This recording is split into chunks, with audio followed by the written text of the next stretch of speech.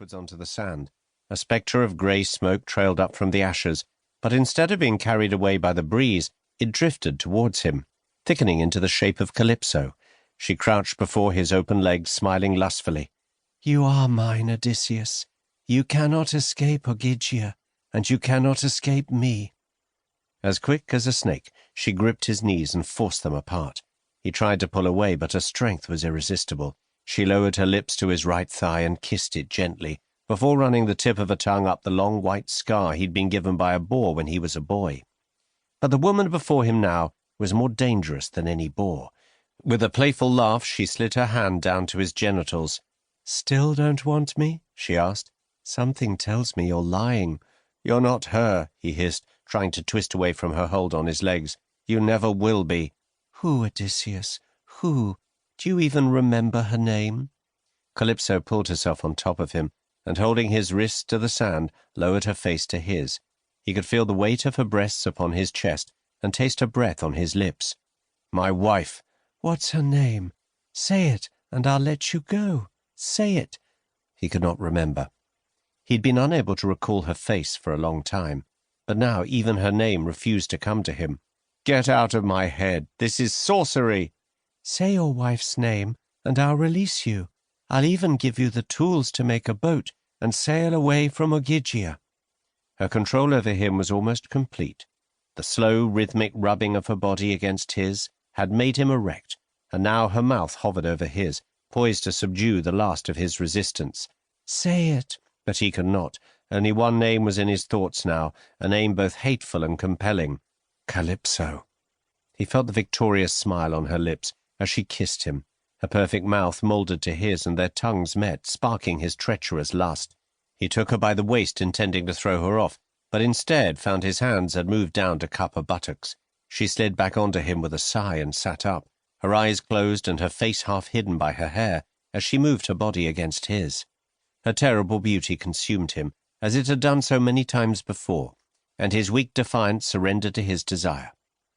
When she had finished with him, she slipped off and lay at his side, breathing deeply. "Marry me," she said after a while, as if to herself. Then she turned to face him, propping her head on one hand as she ran her fingers over his chest. "Marry me, Odysseus, and I will make you immortal." "I don't want to be immortal." "All men want immortality. Achilles exchanged long life for a name that would endure for eternity. I am offering you more than that, to live with me here forever, until the gods fall and the world ends." I saw Achilles' spirit in the underworld. He hated the choice he'd made. "Because he longed to feel the blood in his veins again," she said. "Marry me, and your spirit will never have to suffer the torture of Hades, as his does." No. Achilles hated that he'd rejected a simple, happy life for something false and unfulfilling. I won't make the same mistake. I want to go home. That's where my heart is. That's where it's always been. Calypso sat up and stared at him with disdain. "Why do you still cling to that false hope? You couldn't find the way to Ithaca before you came here, so why do you expect to find it now?" "I would still try. What else is left to me? You've imprisoned me on this island of empty beauty. You've robbed me of my courage, strength, and manhood, and you've hidden me away from the world that I knew. I'd rather die than remain your plaything." She pushed herself to her feet and stepped away. Her teeth were clenched, and her eyes were fierce with anger. "Why do you insist on denying me?" "Because I don't love you. I will never love you, Calypso." She thrust a hand towards him, and though he was beyond her reach, he felt an unseen force around his throat, lifting him from the sand as it choked the flow of air to his lungs. He clutched at his neck, trying to pull the invisible fingers away, but only finding his own flesh.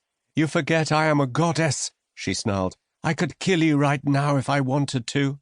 What good are you to me if you refuse to give me your heart? Why should I let you live, Odysseus?